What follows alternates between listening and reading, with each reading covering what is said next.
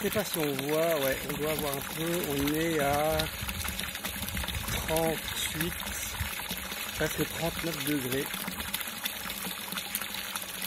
grâce au chauffe-eau solaire.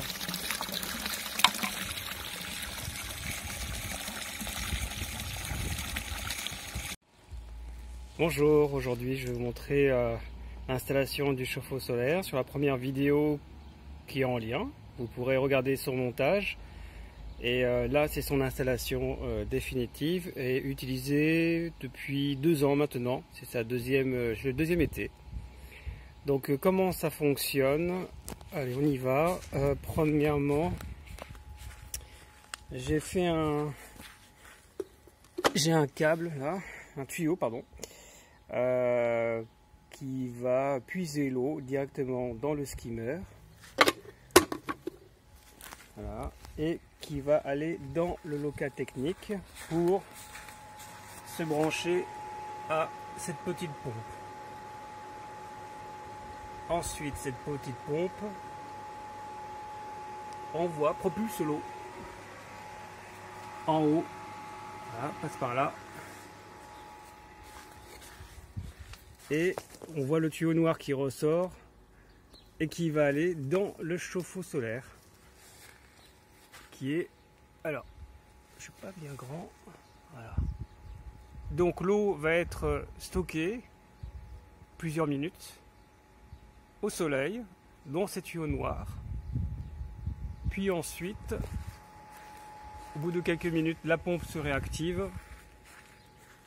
Le tuyau de sortie à l'autre extrémité passe sous terre. J'ai tout simplement mis, sous la gazon synthétique et ça ressort directement sous forme de petite fontaine.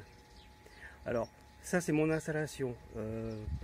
Il n'est pas nécessaire de la mettre, vous pouvez l'injecter directement l'eau directement dans le bassin. Vous n'êtes pas obligé de faire. Bon, moi j'ai trouvé ça plus sympa de faire une petite fontaine. Je l'ai fait avec il me restait un morceau de poutre peint traité autoclave.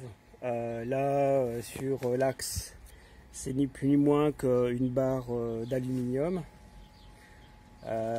qui commence un petit peu à vieillir à cause de l'eau qui est très calcaire, très chlorée aussi, très traitée.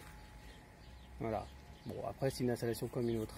L'avantage c'est que ça permet d'avoir une sorte de mini douche quand l'eau sort directement de la fontaine. Alors comment ça fonctionne? Comment cette pompe s'active? Donc ça c'est une petite pompe. Voilà, alors je vous laisse relire les références, mais pour moi c'était une petite pompe 800 watts. Voilà, ça suffit pour ma configuration à moi. Ça me suffit largement pour que l'eau soit propulsée à la bonne pression suffisante à environ 1,70 m au-dessus de son niveau. Voilà. Donc c'est une pompe de puits, tout simplement. Le tuyau en soi, lui, ce raccord-là, je ne sais plus du tout si je l'avais acheté avec ou s'il était fourni. Avec ce modèle là, bon, à voir. Voilà. Moi je crois que j'ai acheté à part parce que il me fallait 5 mètres, oui, je l'ai acheté à part. Alors comment ça s'active? Alors il y a 2 possibilités de faire une telle installation. C'est soit la pompe va se déclencher avec des contrôles thermiques, c'est-à-dire quand l'eau a une certaine température en extérieur, il va se lancer jusqu'à ce que la température descende. Il y a une température maximum et une température minimum. Bon, moi je trouve ça trop compliqué parce qu'il aurait fallu mettre des sondes, il aurait fallu régler des sondes, il aurait fallu faire des trous, il aurait fallu faire des joints. J'ai laissé tomber, j'ai fait tout simplement un truc très simple, une minuterie, tout bêtement. C'est une minuterie, ce modèle-là, il a le gros avantage de pouvoir régler une heure de départ et une heure d'arrivée et à une fréquence régulière et une heure de de passage. Donc en gros, moi, en été, je la fais de 9 h à 18 h. Et en gros, toutes les 17 minutes, elle va s'activer pendant 2 minutes. Donc à 9 h, elle se met en marche pendant 2 minutes. Elle prend l'eau de la piscine, elle l'injecte dans le chauffe-eau solaire. Et puis ensuite, elle ressort dans la piscine, l'eau qu'il y avait précédemment. Elle fait ça pendant 2 minutes. Ça refroidit le chauffe-eau solaire, ça fait pousser l'eau chaude et ça remet de la nouvelle eau froide. Ensuite, ça s'arrête et on recommence. 17 minutes plus tard, je recommence, ou 18 minutes, ou 19 minutes, ça dépend, on choisit, ou un quart d'heure. C'est ce qu'on veut. Comme c'est programmable, au départ, au mois de, on va dire au mois d'avril, mois de mai, au mois d'avril, 20 minutes. Moi, je mets 20 minutes et elle se déclenche 2 minutes. Je sais qu'il faut 2 minutes pour renouveler l'eau. Voilà. Pour un chauffe-eau solaire qui a, comme celui-ci, qui a 2 rayons, pardon, 2 réglisses, on va dire ça, 2 rouleaux, eh ben, il faut 2 minutes pour le recharger. Voilà. Alors, autre chose, et ça c'est très important, comme vous l'aurez peut-être constaté, c'est que l'eau, c'est un circuit parallèle. L'eau n'est pas réinjectée dans la filtration ou quoi que ce soit. La filtration elle est en parallèle, donc ça veut dire que je ne vais aucunement interférer le fonctionnement de la piscine initiale. Donc on ne touche pas. L'eau elle est filtrée dans sa filtration classique, rien ne change puisque c'est l'eau qui est puisée au skimmer. Elle va être injectée dans la piscine et puis après elle suit son cours. Voilà, très simple. Donc, et pour finir avec cette petite vidéo, au final, en habitant dans le sud de la France,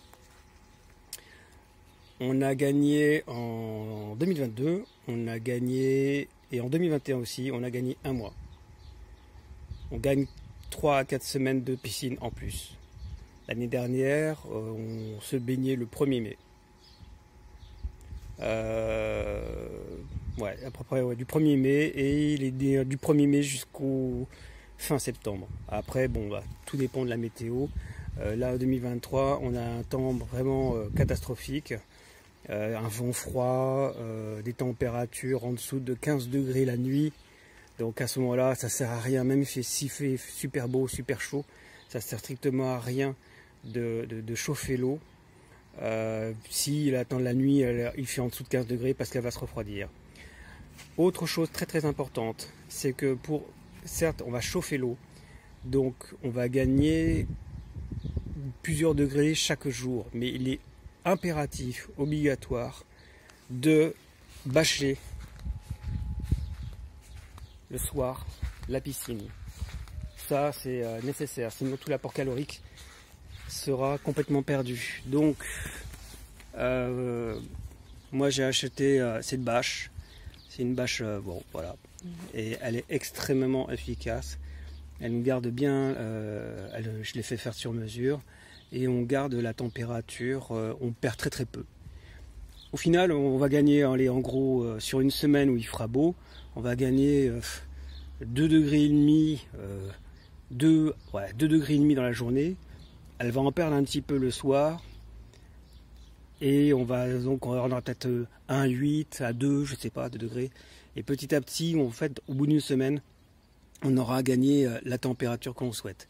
En tous les cas, vous allez le voir lorsque la pompe se relance.